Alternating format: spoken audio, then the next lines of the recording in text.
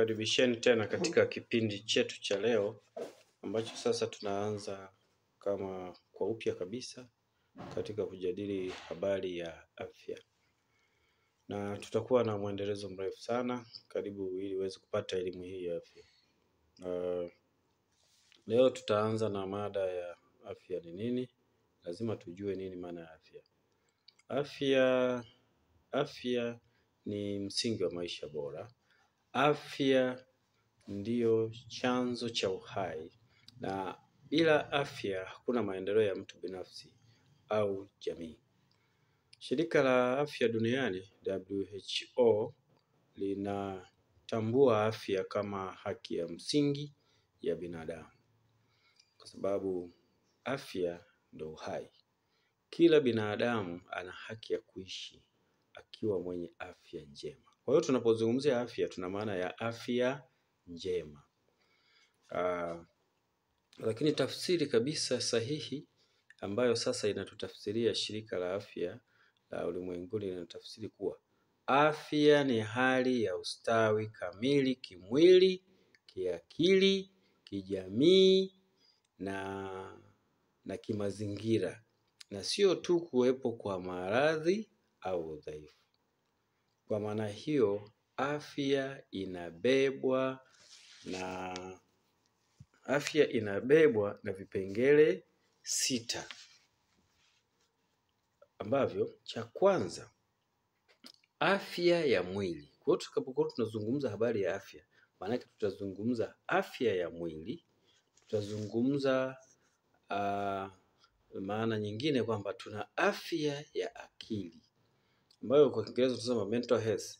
Tuna afya ya kijamii, tuna afya ya kihisia emotional health, afya ya kiroho spiritual health, tuna afya ya kimazingira, afya ya kimazingira environmental health. Hivyo vipengele 6: mwili, akili, jamii, hisia, kiroho pamoja na mazingira ndio yanabeba afya kwa ujumla. Sasa tuanze na afya ya mwili kama kipengele cha kwanza cha muhimu, kwa sababu mwili ndio unaoshikilia maisha yetu yote. Kila kitu kinatokana na mwili. Huwezi kuwa na hisia nzuri kama mwili wako na vitu vingine. Afya ya mwili inamaanisha mfumo wa mwili kufanya kazi kwa usahihi. Mfumo wa mwili, tunaposema mfumo, kuna mapafu, ni mfumo wa upumuaji. Kuna damu au moyo, ni mfumo wa usukumaji, usambazaji wa virutubisho mwili, damu inazunguka, kinga ya mwili. Tunaposema mfumo, tunasema mfumo wa umeng'enyaji wa chakula kuanzia mdomoni mpaka kwenye haja kubwa, ni mfumo. Kwa hiyo mifumo hiyo inafanya kazi. Hauna constipation, si tumbo linauma, uko vizuri. Kwa hiyo kutokuwa na ugonjwa au maumivu, hii ni maana ya afya. Kwamba hauna maumivu, hauna ugonjwa wote, ndio maana ya afya njema. Kuwa na nguvu na uimara wa kufanya kazi au shughuli za kila siku. Kila siku unafanya kazi kwa muda unaotaka. Lishe bora na mazoezi ya mwili mara kwa mara, unapata lishe bora, hapo ndio una afya njema. Kupumzika na kulala vya kutosha, unapumzika na unalala vya kutosha, ndio maana ya afya. Sasa tukija kwenye kwa nini kuna umuhimu gani wa kuwa na afya njema? Afya njema huongeza urefu na ubora wa maisha.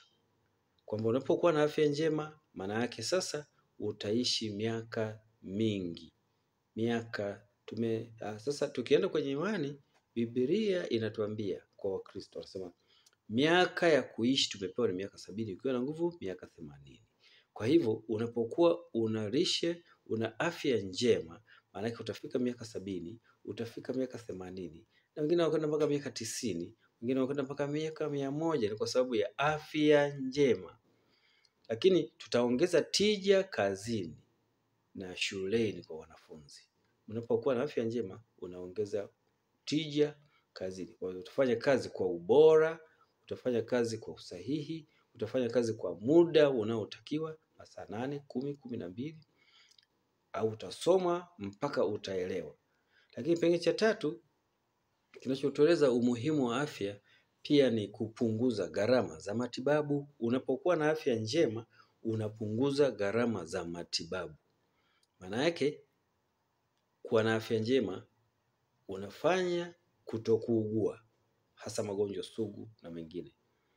Lakini kipengele cha 4 kwamba umuhimu wa afya hupunguza uwezekano wa kuugua magonjwa sugu. Kama nilivyosema mwanzoni, unapokuwa na afya njema, mara nyingi magonjwa sugu yanasababishwa na uzembe wa kutokuwa na afya njema. Lakini kipengele kingine cha 4 ni kusaidia maendeleo ya familia na jamii. Unapokuwa na afya njema utasaidia upatikanaji wa maendeleo ya familia yako, familia yenu, pamoja na jamii yako. Kipengele cha 5 huongeza kuimarisha rasilimali watu. Kwamba tunapokuwa na afya njema ina maana tuna wafanyakazi wa kutosha wasiohudhuria kliniki kila siku, maana wana afya njema. Na kwa maana hiyo tunaweza kuona kwamba afya njema inakuwa kwa misingi hiyo. Sasa changamoto za afya au changamoto za kiafya ambazo zinamfanya mtu kudhoofika au kutokuwa na afya njema. 1, magonjwa ya kuambukiza. Magonjwa ya kuambukiza ni changamoto sana katika jamii. Kwa mfano, malaria inaambukizwa na TB, kuna tuberculosis bacteria, lakini kuna VVU, virusi vya ukimwi au ukimwi wenyewe. Sasa haya ni changamoto katika jamii. Kwa hiyo ni vizuri kujikinga na haya magonjwa kwa njia mbalimbali ambazo tutazieleza baadaye. Tutajikingaje na malaria, tutajikingaje na TB, tutajikingaje na ukimwi, pamoja na magonjwa mengine ya kuambukiza kama mfumo wa mkojo, typhoid na mengineyo. Lakini changamoto ya pili katika upatikanaji wa afya njema ni magonjwa yasiyo ya kuambukiza.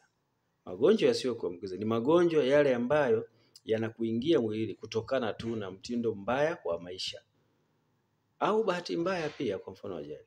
Lakini magonjwa haya ni kama kisukari, magonjwa ambayo yanakuja hayaambukizwi na mdudu yote.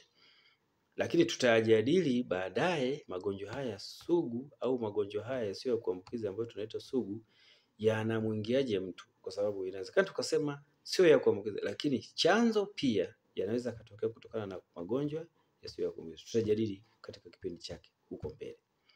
Na kitu kingine ambacho kinaleta changamoto katika afya ya binadamu ni lishe duni. Unakula vyakula visivyo sahihi, unakula lishe duni. Unatakiwa kula carbohydrate, unatakiwa kula protini, unatakiwa kula vitamini, unatakiwa ule na mafuta na nini, lakini wewe unajikuta unakula chini ya kiwango. Unakula aina moja ya chakula muda mrefu. Kwa hiyo lakini pia mada ya chakula tutaijadili. Ipo peke yake ambayo tutajadili kwa kina pia zaidi huko mbeleni. Endelea tu kusikiliza na kufuatilia vipindi vyetu. Na cha mwisho kabisa ni umaskini na ukosefu wa huduma za afya. Hii ni changamoto sana ambayo inasababisha kutokuwa na afya njema katika jamii au binadamu.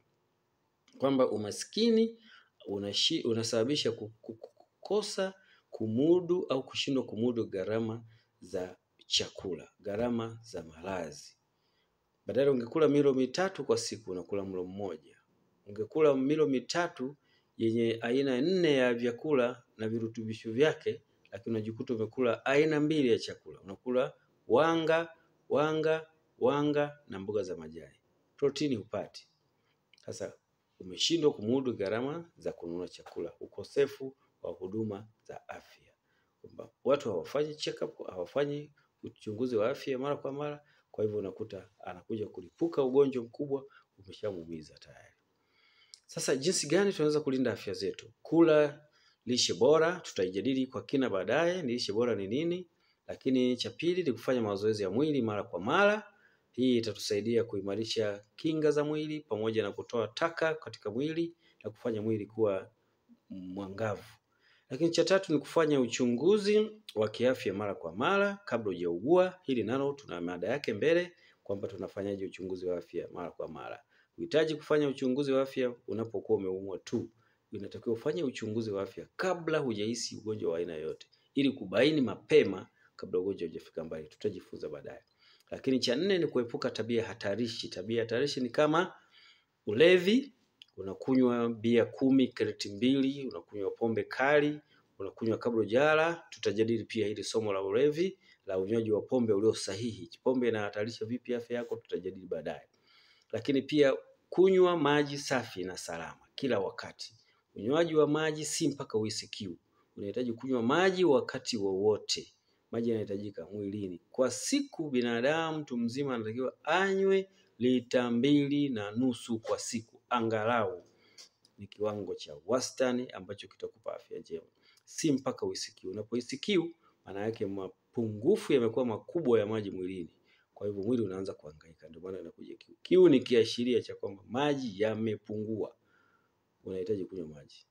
Lakini unahitaji sasa kuwaza mambo yenye majibu. Usiwaze mambo yasiyo na majibu. Why? Kwa nini mimi? Kwa nini imetokea kwangu? Imekuwaje? Usiwaze mawazo yasiyo na majibu. Yatakuletea magonjwa ya moyo, mlipuko wa moyo, pressure. Jambo usiloliweza liache. Muamini Mungu atakusaidia. Sasa hayo ndio njia za kulinda afya. Lakini mwisho kabisa tunaweza kusema habari ya afya. Afya ni msingi wa maisha bora. Ukiwa na afya njema, utakuwa na maisha bora. Utakuwa mwenye furaha. Unapougua, tayari unaanza kukosa furaha. Unahisi kama unaanza kupotea. Afya ni mtaji namba 1 wa binadamu. Tafadhali, tengeneza afya yako iwe njema. Hata kama hauna pesa mfukoni, lakini kama afya ni njema, utakuwa ni mtaji mkubwa. Utapata pesa, utapata muda wa kufanya kazi, utapata muda wa kuwaza. Kingine, inahitajika ushirikiano wa mtu binafsi, familia na serikali kulinda afya yako. Kila mmoja ana wajibu wa kulinda afya na kuimarisha afya yake vizuri, ili uweze kufanya kazi na kuwa mwenye furaha. Asante sana. Mimi ni Edson Mzipira, mfamasia wako, mtaalamu wa afya.